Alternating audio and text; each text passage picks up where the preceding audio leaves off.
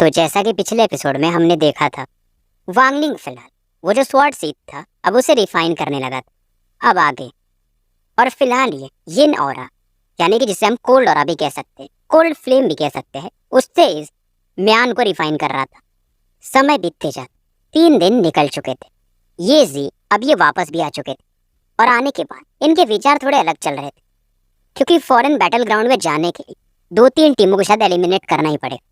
खास करके डाउ सेट के जो पूनांजी है, शायद इनसे इनकी फाइट हो सकती। और कुछ सोचने के बाद ये आदेश देते कि 77 से लेके जो 99 तक के केव नंबर वाले केव नंबर 36 में इकट्ठे हो जाओ।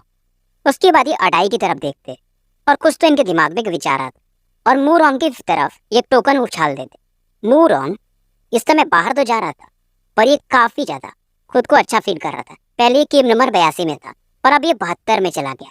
और इस बार जो इन्होंने बुलाया है 77 से 99 तक के बंदों को बुलाया है, तो शायद इस बार ये बच जाएगा। मूरोंग फिलहाल ये जो जेट टोकन इसको ये जी ने दिया था उसे देखता है और ये वांगलिंग के केव की तरफ जाने लगा और वांगलिंग से कहता है कि फर्स्ट एंसेस्टर ये जी आपको केव नंबर 36 में बुला रहे हैं और बाकी भी डिसाइपल्स। इससे भी समझ में आने लगा कि शायद वांगलिंग यहाँ पर एक प्रिजनर है। वांगलिंग कमरे से बाहर निकलता और मूरोंग इसे देखकर हैरान था, क्योंकि वांगलिंग इस समय काफी ज्यादा वीक दिखाई दे रहा था। वांगलिंग इस समय हालांकि जो म्यान थी तलवार की उसे पूरी तरह से रिफाइन नहीं कर पाया था, पर 80% कंप्लीट कर लिया था। तो इसके फ्लाइंग स्वॉर्ड की जो एबिलिटी थी, पावर था, काफी बढ़ चुका था। वांगलिंग फिलहाल केव नंबर 36 में पहुंच जाता है, जहाँ पर पहले से 20 डिसाइपल्स इकट्ठे थे। मूरोंग इनको यहाँ पर भेजने के बाद यहाँ से निकल जाता है। अचानक से यहाँ पर एक ब्लू कलर का गैस निकलता है और ये गैस येजी का शेप ले लेता है और ये जी यहाँ पर सभी को बताते हैं कि 100 सालों में जो फॉरेन बैटल ग्राउंड खुलता है अब वो खुलने वाला है और हमें इस बार कुछ सेक के खिलाफ फाइट करना पड़ेगा। वहाँ पे एक रूल ये भी है कि कोर फॉर्मेशन और नासेंट लेवल के कल्टीवेटर्स एंटर नहीं कर सकते और तुम लोगों का बैटल हो जूमिंग वैली में और तुम्हारी टीम का लीडर होगा डू चैन। अब ये जैसे ये नाम लेते हैं, एक बंदा आ गया और डू चैन को ये एक टोकन देते और सभी को बता कि तुम लोगों का काम यही है, दूसरी वाले जो भी टीम मिलेगी उनके टोकन को हथियाना है। अब ये जी की नज़र वांगलिंग पर पड़ती है और ये जी इसकी तरफ देख रहे थे कि ये इनके पास 3 टोकन्स थे कुछ, जिस पर सभी के सोल का थोड़ा सा अंश वांगलिंग समझ जाता है और ये भी हल्का सा अंश इस टोकन में डाल देता है। ये जी को लगा नहीं था कि वांगलिंग ऐसे ही मान जाएगा और ये सोच के बैठे अगर वांगलिंग अपना सोल का अंश नहीं देगा तो ये इसे मार देंगे। इनके हिसाब से वैसे भी वांगलिंग का टैलेंट नॉर्मल था, इसीलिए इन्होंने अडाई को लास्ट में चुना था। अब यहाँ पर एक सामने में जायंट केव प्रकट होता है। डू चैन सबसे पहले एंटर करता है और वांगलिंग भी इनके पीछे निकल जाता है और जैसे ही सभी लोग यानी 20 और टोटल 21 लोग एंटर करते हैं, एक पुरानी बुरी आवाज आती ये जी के कानों कि ये सभी को और साथ में तुमने उस बच्चे को सैक्रिफाइस के रूप में यूज किया है। जब उनके पपेट्स उनको खा जाएंगे तो शायद उनका पावर लेवल ड्यूडो कोर फॉर्मेशन में पहुंच जाएगा। इस बार शायद हम क्वालिफाइड हो सकते हैं। ये जी फिर भी कहता है कि वांगलिंग की बॉडी में ये एनर्जी काफी प्योर है, तो थोड़ा वो सिक्रेटिव तो है। अगर मेरे पास टाइम होता तो मैं पक्का इसे इन्वेस्टिगेट करता, पर फिलहाल मौका नहीं है।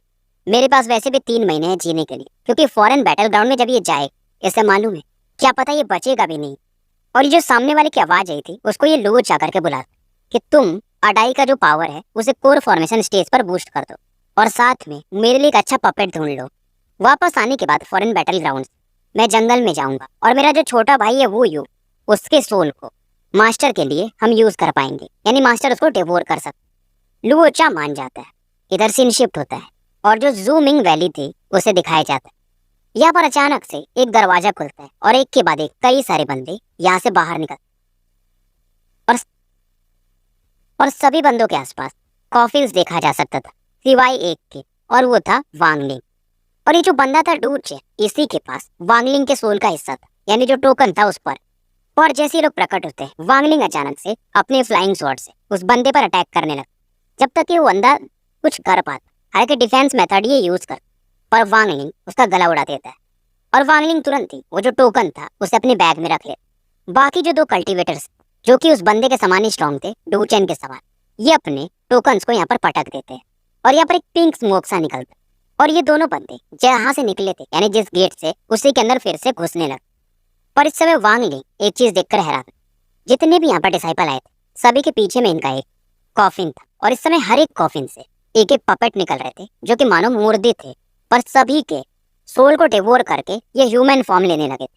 और इस समय वांगलिंग इस बात पर भी हैरान था कि सभी का पावर लेवल फाउंडेशन के लेट स्टेज में जा चुका था, जो कि शुरुआत में फाउंडेशन के अर्ली स्टेज में थे। बाकी डिसाइपल्स को तो समझ में नहीं आता है, हर एक इस समय मर रहे और वांगलिंग इस मौके का फायदा उठाकर यहाँ से भागने लगता है। इसे समझ में आ चुका था कि कॉर्प सेक्ट करता क्या है। अगर ये ऐसा नहीं किया हो तो शायद इसे भी ये लोग एक पपेट में ही बदल देते। पर एक चीज और था, यहाँ पर बाकी भी सेक्ट वाले इकट्ठा हो रहे थे, तो ये क्या करे। इसे एक चीज तो समझ में आने लगा, जितना ये कल्टीवेशन वर्ल्ड में जाता उतने खतरे ज्यादा है, पर पहले इसको स्ट्रांग बनना पड़ेगा। इधर अचानक से वांगलिंग पर कोई अटैक कर वांगलिंग इसे ब्लॉक कर देता। सामने से एक हंसने की आवाज आती कि तुम्हारे सेंसेस काफी शार्प, कौन से सेक्ट से हो तुम? वांगलिंग बोल, कॉर्प सेक्ट। अब ये भी बंदा बोल, लेकिन मैंने ये तो सुना है कि कॉर्प सेक्ट के हर एक बंदे के पास एक कॉफिन होता है, तुम्हारा कहाँ? अब ये भी जो बंदा था दिखने में काफी यंग, फिलहाल ये बंदा अपने फिंगर पर एक पावर इकट्ठा करने लगा और कहता मुझे फर्क नहीं पड़ता तुम कॉर्प सेक्ट के हो या नहीं, तुम्हारे पास जो बैग है वो मुझे दे दो। वांगलिंग यहाँ पर अपने डिवाइन सेंस को एक्सपेंड कर और फील कर चुका था। यहाँ पर 3 और लोग हैं। वांगलिंग थोड़ा पीछे हटता है और ये बंदा वो जो ब्लैक लाइट थी वांगलिंग के एकदम हार्ट को एम करके आगे बढ़ा देता है, और ये तुरंत ही अपना अट्रैक्शन फोर्स यूज कर और इस फोर्स को नलीफाई कर देता है। वांगलिंग फिलहाल इसे मारने के मूड में नहीं, ये यहाँ से भागने लगा। पर ये बंदा ये अभी यही सोच रहा था कि वांगलिंग को मार करके इसके टोकन को हासिल कर लूं। और फिलहाल ये बंदा एक रूलर बाहर निकालता है। वांगलिंग तो भाग रहा था, पर जब ये बंदा दोबारा से अपने रूलर से अटैक कर ये मानता है, ये अपने ग्रीन फ्लाइंग स्वॉर्ड को निकालता है और पलक झपकते इसका गर्दन उड़ा देता। और फिलहाल वांगलिंग अपने अट्रैक्शन फोर्स इसके रूलर को खींच के अपने बैग में भर लेता है। इस दौरान 3 और लोग बाहर आते, 2 मेल और एक फीमेल। अब जो मेल बंदा था इनमें से वो चिल्लाता है कि इसका पीछा करो, और इसी समय एक बूढ़े इंसान को दिखाया जाता जिसके हाथ में एक मिरर और उसके बगल में एक काफी सुंदर बंदा खड़ा और मानो कुछ कैलकुलेट कर रहे हो। अभी जो बंदा कैलकुलेट कर रहा वो बोलता है टैंग हुआ युआन, तुम तो उस बंदे के बारे में भी नहीं जानते हो, उसका नाम भी नहीं जानते, मैं उसे कैसे ढूंढूंगा, बस वो पावर ऑफ कर्स से। तो ये बंदा टैंग हुआ युआन था जिसके ग्रैंड डॉटर सॉरी पोते को मतलब अपने वांगलिंग ने मारा था। टैंग हुआ युआन इसे यही कह रहा था, अगर बस तो उसका लोकेशन पता कर लो, कुछ भी करके मैं तुम्हें बहुत सारी चीजें दे सकता। पर फिर भी ओल्ड मैन टैंग हुआ युआन को समझा कि फालतू में क्या करना है, ज्यादा मारा मारी मत करना। और इधर टैंग हुआ युआन ये मन में सोच रहा था अपने ग्रैंड सन को याद करके कि टैंग ली तुम्हारे ग्रैंडफादर तुम्हारा बदला लेके रहेंगे। अब इधर फाइनली वो जो ओल्ड मैन था टैंग हुआ युआन को बताता है कि मुझे जितना समझ में आ रहा है वो बंदा शायद ज़ूमिंग वैली में, और तुम उसकी फैमिली को क्यों ढूंढना चाहते हो, तुम बस उसी को मार दो। फिलहाल ये कल्टीवेटर जो था यानी ओल्ड मैन एक ब्रॉन्ज मिरर यूज कर रहा था, मानो ये फिर से कुछ देख रहा हो। मिरर इस समय घूमने लगा और टैंग हुआ युआन की तरफ हो जाता। टैंग हुआ युआन को भी समझ में नहीं आता। अभी ओल्ड मैन बताता कि जब तक कि तुम्हारी ऑरा एब्जॉर्ब नहीं करेगा एग्जैक्ट चीजें नहीं मिल पाएंगी। फिलहाल मिरर काफी ज्यादा बड़ा हो जाता और इस समय इसमें ओल्ड मैन और टैंग हुआ युआन दोनों एंटर कर जाते। मिरर यहाँ पर छोटा होने लगता है और पूरी तरह से यहाँ से गायब हो जाता। और जहाँ पर शायद ये प्रकट हुए इसी के आसपास वांग फैमिली वाले रहते थे, यानी कि वांगलिंग की फैमिली। और यहाँ पर जो मौसम था काफी गर्मियों का। यहाँ पर एक लेडी थी जो कि एक ओल्ड मैन को सूप वगैरह पिला रही थी, और इधर एक लेडी को भी दिखाया जाता। ये लोग की फिलहाल डिस्कस कर रहे थे कि इनके वांग फैमिली से 2-3 लोग अभी इमॉर्टल के रास्ते पर निकल चुके। और ये ओल्ड मैन बता कि तीसरे यंग मास्टर का नाम वांगडिंग है, पहले नंबर का बंदा वांग हाओ था। जब ये बात कर रहे थे तभी अचानक से आसमान में एक रेनबो कलर ये फील कर और एक यंग मैन यहाँ पर अचानक से प्रकट होता है। ये था वांग जुओ, और ये तुरंत ही पूछने लगा कि तुम्हें वांगलिंग के बारे में किसने बताया। अभी लोग बातें कर ही रहे थे तब यहाँ पर एक तीसरा बंदा निकल के आता है, ये था वांग हाओ। और वांग हाओ भी इस दौरान वांग जुओ से पूछता कि वांगलिंग का कुछ पता चला, क्योंकि 3 साल शायद बीत चुके। वांग हाओ फिलहाल ये डाओ सेक्ट में रहता था, इनका डिस्कशन चलते रहता है।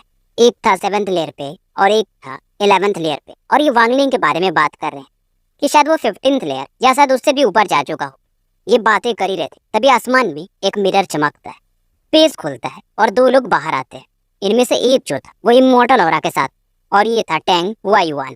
वांग जुओ तुरंत ही बोलता इनको देख करके कि मैं डाओ सेक्ट का जूनियर हूँ, क्या आपको कुछ चाहिए यहाँ पे। पर सामने वाला बंदा ये पूछता कि तुम्हारे पास प्रूफ क्या है। ये दोनों वांग हाओ और वांग जुओ एक टोकन दे। टैंग हुआ युआन समझ जाता कि ये लोग सच में डाओ सेक्ट के हैं। पर इस दौरान टैंग हुआ युआन यहाँ पर जो वो ओल्ड मैन और उसकी बहन उनको तुरंत ही मार देते, और ये चिल्लाता है कि आज यहाँ पर कोई बचने वाला नहीं। फिलहाल इन दोनों को छोड़कर टैंग हुआ युआन मेन कमरे यानी पूरे मकान में घुस जाता है।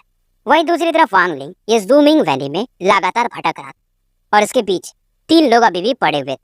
वांगलिंग भाग रहा, इसे कोई दर्द नहीं, और अचानक से दिल में एक दर्द फील कर, वो होता है ना एहसास जब घर वाले किसी प्रॉब्लम में होते हैं, ये कुछ वैसा था। और ऐसा वांगलिंग ने आज तक कभी फील नहीं किया था। वहीं दूसरी तरफ वांग हाओ और वांग जुओ को दिखाया जाता, जो कि एकदम पैनिक कर चुके थे। और यहाँ पर जो भी सर्वेंट्स थे एक के बाद एक करके वो वांग सबको मारने लगता। और ये रुकता नहीं है, बाकी आसपास जो भी घर थे, क्योंकि जो वांग फैमिली थी ये काफी बड़ी थी, एक एक करके सभी को मारते जाते। और ये मन में कह रहा था कि टेंगली तुमको उस बंदे ने मारा, मैं उसकी पूरी फैमिली को ही मार दूं। और इस समय एक कमरे में एंटर करता है जहाँ पर वांगलिंग के 3rd अंकल और आंटी थे, जो कि वांग हाओ के पेरेंट्स भी थे। वांग हाओ भी नहीं देख, ये इसके पेरेंट्स और पलक झपक इस बंदे ने इन्हें भी मार दिया। वांग हाओ को समझ में नहीं आता ऐसा क्यों, ये चाहता था फाइट कर, पर वांग जुओ इसे रोकता है कि वो नासेंट लेवल का बंदा, हम कुछ नहीं कर सकते। 40 लोगों को अब तक ये मार चुका था, कुछ लोगों को जानबूझ के छोड़ दिया था, कुछ वुमेन्स वगैरह जो कि रो रहे थे बस। अब यहाँ पर इसके एक और अंकल जो कि इस समय पूछते हैं कि इमॉर्टल हमारी फैमिली ने क्या किया है जो आप सबको मारते जा रहे हो। अब ये बंदा फाइनली बोलता है कि तुम्हारे वांग फैमिली के किसी बंदे मेरे ग्रेट ग्रैंडसन को मारा, तो मैं तुम्हारी पूरी फैमिली को मार दूँ। वांग हाओ स्ट्रगल कर रहा था, वांग जुओ क्योंकि इसे रोक के रखा था कि कुछ भी हो जाए हमें जिंदा रहे, हमें भी रिवेंज लेना है। ये थे वांगलिंग के 4th अंकल, जो कि इस समय इस इमॉर्टल से बात कर रहे थे। और इसके 4th अंकल रियलाइज कर चुके कि 100 सालों में इनकी फैमिली में अभी तक 3 इमॉर्टल हुए, 2 सामने हैं, तीसरा गायब है और वो है वांगलिंग। और इन्हें समझ में आ चुका था। और ये जो थे ये वांग जुओ के फादर थे। वांग जुओ के क्या आपके ग्रेट ग्रैंडसन को वांगलिंग ने मारा है। अब इस टेंग हुआवान को समझ में आ जाता, अच्छा तो उसका नाम वांगलिंग है। और ये पूछने लगा कि उसके बारे में हर एक चीज बताओ। वांग जुओ के जो फादर थे वांगलिंग के बारे में इन्हें पूरी चीज बता देते कि उसके माता पिता कहाँ रहते हैं, क्योंकि इस समय यही सोच रहे थे कि हमारी फैमिली तो खत्म हो गई है, तो वांगलिंग की फैमिली क्यों बचेगी। पर मतलब कुछ नहीं था। यहाँ पर टेंग हुआवान एक ऑरा रिलीज करता है और वांग जुओ के फादर भी मारे जाते। पर जैसे वो ऑरा वांग जुओ वगैरह को खत्म करने वाली थी, एक और आके ब्लॉक कर देती कि फेलो कल्टीवेट, ये मेरे साथी हैं, ये मेरे डिसाइपल हैं, इन्हें छोड़ दो। ये आवाज थी पूनानजी की, डाओ सेक्ट वाले। 15 मिनट के टेंग हुआवान वांगलिंग के फैमिली के करीब पहुंच चुका था और इसके अंदर तुरंत ही एंटर कर। 15 मिनट बाद ये इसके घर से भी बाहर निकल, इसको वांगलिंग का इमेज मिल चुका था। वहीं दूसरी तरफ वांगलिंग वो लगातार उन तीनों बंदों की वजह से इधर उधर भाग रहा था और ये परेशान इस बात पर था कि इसको ऐसा पेन क्यों हो रहा है, ऐसा पेन जो मारो इसके इमोशंस को भी मजबूर कर। और इस समय इसको अपने माँ बाप का याद पता नहीं क्यों आने लगा और अचानक से इसकी आंख से अपने आप ब्लड आने लगा, इसका बॉडी कांप जाता है, इसके बॉडी में जो इन एनर्जी आउट ऑफ कंट्रोल जाने लगा। आसपास के जो पौधे थे वो फ्रीज होने लगते हैं और ये जो ऑरा थी ये बढ़ते जाती। और इस समय इसके बॉडी में वो जो ऑरा थी जिसको किसने नाम दिया था वो जी रियल्म तक पहुंच चुका था। तो पुराने समय की बात में जी, डाओ और शी, इन्हें 3 रियल्म कहा जाता है स्पिरिचुअल एनर्जी का, जिन्हें के मास्टर करना बहुत कठिन है। और जी रियल वैसे पावर के मामले में शायद मिस्टीरियस प्लेस के मामले में डाओ से कम होगा और शी रियल्म से कम होगा। और इसका जो कोल्ड ऑरा है, डिस्ट्रक्शन ऑरा है, वो इन दोनों से कहीं ज्यादा है। तो जी रियल्म के जो कल्टीवेटर्स होते हैं वो डाओ रियल्म और शी रियल्म से शायद ज्यादा पावरफुल होते हैं। बस जी रियल्म का एक ही घाटा है कि इसके पावर के दम पर कोई भी स्पिरिट सीवरिंग लेवल पर कभी नहीं पहुंच सकता, यानी कि नासेंट सोल लेवल लिमिट होता है। और ऐसी कहानी है कि 3000 साल पहले एक ऐसा कल्टीवेटर हुआ था जो कि जी रियल्म को मास्टर कर लिया और उसने कैसे भी कभी भी चाहता था किसी को भी निपटा देता था। इसीलिए कभी अगर जी रियल्म का बंदा प्रकट हो तो बाकी कल्टीवेटर्स यानी जो डाओ रियल्म वाले होते हैं या बाकी लोग वो उसे मार देना चाहते। और पहले बंदे नासेंट सोल लेवल के ऊपर भी जाते थे अगर जी रियल्म को मास्टर करे तो, पर वो जो टेक्निक्स थी शायद वो लॉस्ट हो चुकी। तो अभी के टाइम में जो सबसे पावरफुल बंदा या रहा होगा वो नासेंट सोल लेवल के लेट फेज में ही जा पाता है जब वो जी रियल्म को कल्टीवेट करता। और यहाँ पर जी रियल्म के बहुत से बंदों की स्टोरी बताई गई है जो कि इतने पावरफुल कि क्लैन को निपटा देते, इसलिए लोगों ने मिल करके इन्हें मार दिया। और इस समय किसी को नहीं पता था एक रैंक 3 के कंट्री में जैसे कि जाओ नाम से जाना जाता है, जाओ एक देश, यहाँ पर जूमिंग वैली में एक कल्टीवेटर वांगलिंग नाम जो भाग रहा था और ये 2 जी रियल्म में एंटर कर चुका था। अगर टेंग हुआवान को पता होता कि इसकी वजह से इस बंदे का जन्म हुआ है तो शायद ये भी ऐसा नहीं किया होता। मुझे इतना समझ में आया कि इसके पेरेंट्स के मरने की वजह से वांगलिंग के अंदर अपने आप वो ऑरा रिलीज होने लगी थी। वांगलिंग इस समय नीचे झुक चुका था और इसके आसपास का एरिया बर्फ से जम जाता है और जो हेवन डिफाइंग बीट था इसके पास उसमें से एक अलग ही लाइट निकलने लगती है क्योंकि टेंग हुआवान ने एक मैसेज भेजा था इसके माइंड में, और वो वांगलिंग शायद अब समझ चुका था कि मैं तुम्हारा जूमिंग वैली के बाहर वेट करूं, और अगर तुम जल्दी नहीं आए जब वैली का टाइम होगा तो मैं तुम्हारे फैमिली का जो सोल वगैरह है उसे भी डिस्ट्रॉय कर दूंगा, हमेशा हमेशा के लिए। इधर वो जो तीनों बंदे थे वांगलिंग के करीब आ चुके और 10-12 मीटर पहले रुक जाते, क्योंकि पूरा जो जमीन था वो बर्फ से जमा हुआ था। और ये जो बंदा यहाँ पर बैठा था बीच में, उसके बॉडी से एक अलग ही ऑरा निकल रही। फिलहाल ये तीनों लौटने ही वाले थे, तभी वो जो फीमेल थी उसकी नजर वांगलिंग के बीट पर जाती, और इसे याद आता कि इसके सीनियर ने कहा था ये तो वही बीट है। पर दूसरा क्या, पर हमारे एंसेस्टर ने कहा था कि उस बीट पर क्लाउड होना चाहिए, पर इस पर तो एक लीफ भी है, एक ग्रीन मार्क भी। और ये लोग देखने लगते ध्यान से कि बाकी चीजों में तो मैच कर रहा है। अब ये डिसाइड करते ये सही है या नहीं, पर हम इसे फिलहाल ले लें तो शायद हमें कुछ ना कुछ तो इनाम मिलेगा। सही निकला तो बात ही अलग है। ये तीनों डिसाइड करते ये बंदा स्ट्रेंज देख, और हम तीनों मिलकर के इसे हरा सकते। तीनों इसकी तरफ बढ़ते, इधर वांगलिंग अचानक से अपनी आंखें खोल। इसकी आंखों में जो पहले खून था वो शांत हो चुका था, अब इसकी आंखें एकदम पानी के समान सफेद हो चुकी थी। इसकी बॉडी से किलिंग इंटेंट निकलता है, और जैसा कि कहा जाता था कि जी रियल में अगर कोई बंदा कल्टीवेट कर रहा तो सेम रैंक के जो बंदे होते हैं उनमें जी रियल को कोई हरा नहीं सकता। अब नीचे जो बर्फ जमा था अचानक से उठने लगता और इन तीनों को घेर लेता है। वांगलिंग फिर ये जो हेवन डिफाइंग बीट इसे अंदर रख लेता, बर्फ तीनों को आर पार कर देता, तीनों मारे जाते। इधर एक और बंदा जब वांगलिंग इधर से मूव कर रहा था तो इस पर अटैक कर, वांगलिंग इसकी तरफ देखता भी नहीं और अपने फ्लाइंग स्वॉर्ड इसको भी मार देता। वांगलिंग चलते रहता है, मतलब कोई भी बीच में है उसे मार देता था अगर वो इस पर अटैक करे तो। इधर एक दिन बीत चुका था और कुछ डेमोनिक सेक्ट और ऑर्थोडॉक्स सेक्ट के लोगों को दिखाया जाता है, और वांगलिंग इधर से अकेले बढ़ रहा था, मानो वांगलिंग किसी को देख भी न रहा हो। ये ऐसा आगे बढ़ रहा। अब इनमें से जो एक बंदा था डेमोनिक सेक्ट का मिडिलिस्ट मैन, ये वांगलिंग की तरफ एक थंडर टैलिस्मैन फेंक देता, और ये थंडर पावर वांगलिंग को स्ट्राइक करने के लिए बढ़ता। पर जैसे ये पावर वांगलिंग को हिट करने वाला था एक बर्फ आता और इस पावर को ब्लॉक कर देता, इवन थंडर को भी जमा देता है। और वांगलिंग के चेहरे पर कोई एक्सप्रेशन था ही नहीं, ये बस आगे बढ़ते जाता। अचानक से उस बंदे का जिसने इस पर वांगलिंग पर अटैक किया था उसकी बॉडी फ्रीज हो जाती है और वो मारा जाता। और जब तक कि बाकी लोग रिएक्ट कर पाते वांगलिंग सभी के सामने फिर से ब्लू लाइट चमकती, सामने के चारों लोग मारे जाते। सभी हैरान थे यार ये बंदा कहाँ का है। और जो दूसरा वाला सेक्ट का बंदा था वो बोलता है कि मैं युवान टियान सेक्ट का डिसाइपल हूँ, जाओ कुवान। वांगलिंग इसे इग्नोर कर देते और आगे बढ़ते रहे। वांगलिंग आगे जा रहा, अभी एक डिसाइपल कहता है कि तुमने मेरे डेमोनिक सेक्ट के बड़े भाई को मारा है, मैं तुम्हें याद रखूँ। वांगलिंग अचानक से रुक जाता, इसके अंदर फिर से किलिंग इंटेंट जाता, और उस बंदे की तरफ ये पलट के देख, बस देखने मात्र से वो बंदा फ्रीज हो जाता। वांगलिंग फिर से आगे निकल जाता, कोई भी अब फाइट करना ही नहीं चाहता, सब इधर उधर भागने लगता। मतलब अगर बीच में कोई भी वांगलिंग को डिस्टर्ब करे तो मारा जाना पक्का था। इवन फाउंडेशन स्टेज में लेट फेस का बंद इसके सामने टिक नहीं पा रहा था।